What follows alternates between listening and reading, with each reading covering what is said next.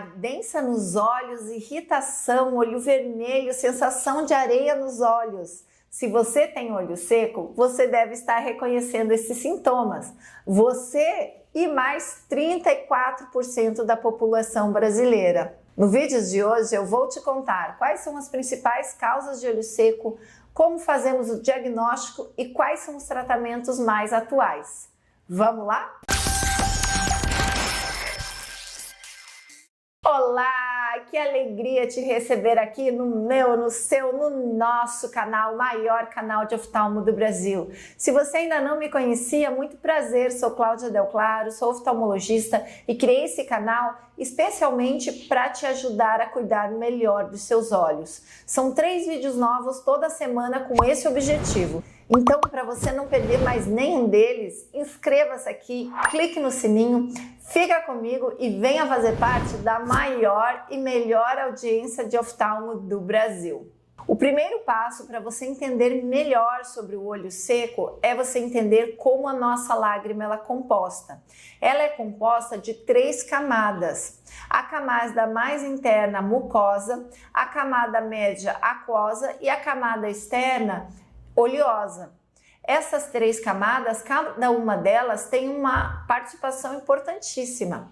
A camada oleosa, ela tem a função de evitar a evaporação da lágrima. Ela protege o filme lacrimal para que ele fique mais estável e que a cada piscar ela fica retida ali no seu olho, ela não fica evaporando rapidamente. E aí sim você vai ter conforto, vai ficar com os olhos branquinhos.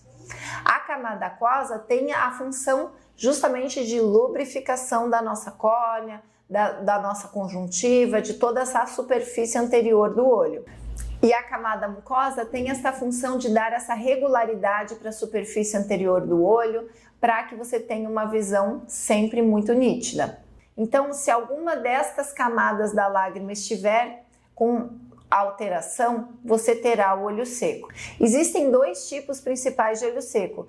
É o olho seco evaporativo, que corresponde a 80% dos casos, ou o olho seco com insuficiência de água, que é o olho seco relacionado com esta camada aquosa, e que representa mais ou menos 20% dos casos. O olho seco evaporativo, que está relacionada com a doença das glândulas de Meibomian, ele provoca uma instabilidade nesse filme lacrimal. Então, a camada oleosa ela não está adequada, a lágrima evapora rapidamente e aí você tem a sensação. Existem ainda outras pessoas que tem um quadro leve de olho seco, muito mais relacionado com o ambiente. Se você fica em um ambiente muito seco, dentro de um avião, se você fica num ambiente com muito ar-condicionado, ou se você passa muitas horas ali na frente do computador, você pode ter ocasionalmente a sensação de olho seco, e aí simplesmente você passou um colírio lubrificante, aquilo ali já aliviou, já resolveu, é muito mais simples. E aí, você sabia disso? Gostou dessas informações? Se sim, já vai me deixando muito like.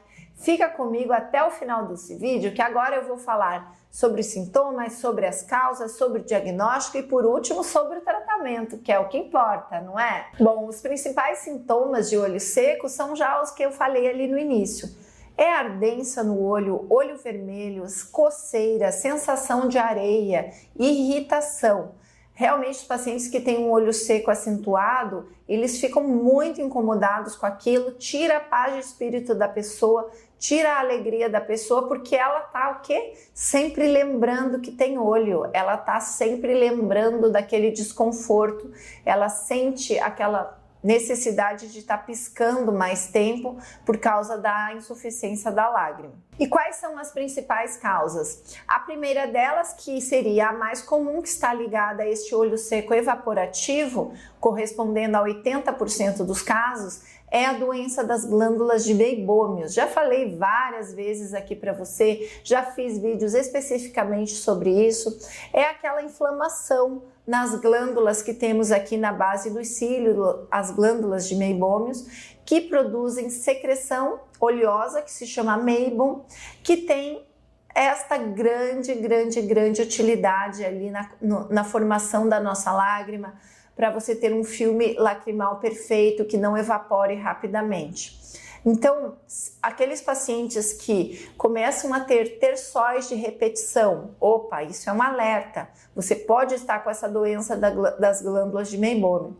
Que tem aquelas caspinhas nos cílios que se chamam blefarite, ou que tem esta parte aqui da borda da pálpebra mais grossa, mais avermelhada.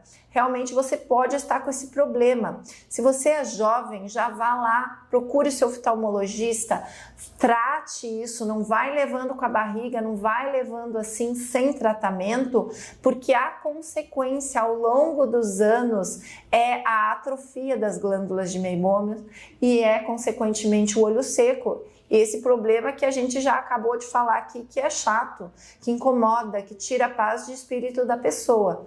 Isso poderia ter sido evitado se você, quando jovem, tivesse tido o diagnóstico adequado, porque a doença não tem cura, a doença é crônica, mas ela precisa de suporte, ela precisa de ajuda, ela precisa de acompanhamento, precisa de tratamento da sua parte, para que você conviva bem com ela, para que ela fique estabilizada e você não venha a ter as consequências graves aí, as complicações, que seria uma delas o olho seco. Em segundo lugar estão as causas do olho seco por deficiência aquosa, que na grande maioria das vezes são doenças reumatológicas, como artrite reumatoide, lúpus, doenças da tireoide. São doenças aqui muito comuns no nosso meio estar relacionadas com olho seco. Já falei também as situações do ambiente, como um avião, um ambiente fechado, um escritório com ar-condicionado muito forte,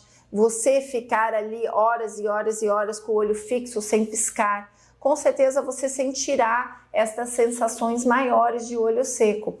Mas isto mudando este comportamento, aliviando, colocando umidificadores de ar, abrindo as janelas, pingando colírio lubrificante, isso pode ser contornado facilmente. A quarta causa está relacionada com alterações hormonais. Normalmente a mulher, quando entra na menopausa, quando entra no climatério, pelas alterações hormonais, ela vai acabar tendo mais secura ocular.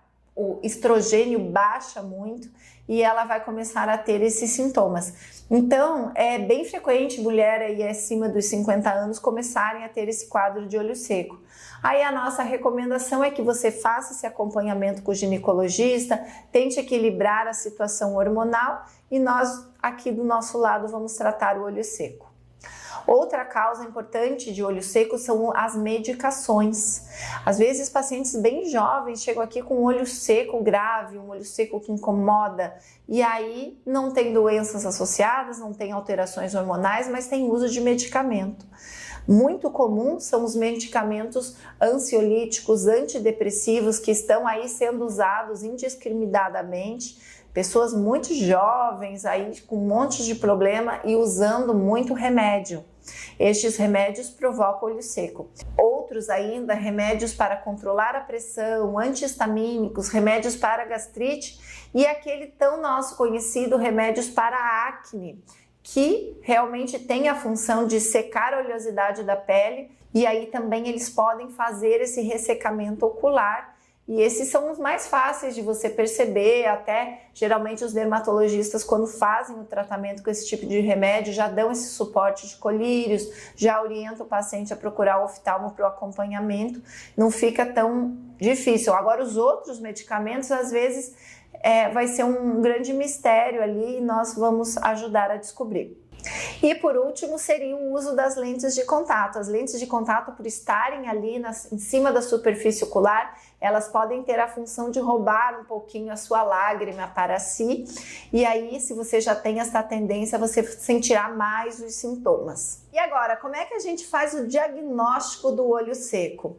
Aqui no consultório temos muitos artifícios para verificar.